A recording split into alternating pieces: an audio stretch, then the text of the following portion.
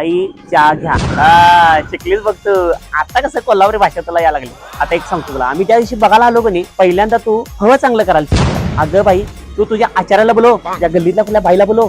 तू खरं मला फवं त्या दिवशी चांगलं केलं पाहिजे. बाकी मला काय माहित नाही. का म्हणजे काय, आमच्या आईला चहा आणि फवं हे लागतातच. सकाळी उठलं, संध्याकाळी झोपताना, दिवसभरात चहा आणि फवं बाबा आमच्यापाशी बुट्टेभर केलेला असतात. नाही, तुला करायला शिकायलाच पाहिजे बघ. आता एक सांगतो तुला, फवं हा शब्द शिकायला पाहिजे. आई फवं करू एवढं जर बोललीस की नाही, तर आई आमची तुला 5,00,000 पण काढून दिली. तुला सांगतो, एक वेळ आमच्या घरात की नाही जेवण केलं नसेल चालते, पण फवं आणि चहा तो लागते म्हणजे लागते बाबा. हा फवं कसं म्हणायचं बघ, फणसाचं, व्हायचं आणि हला अर्ध व जोड फवं.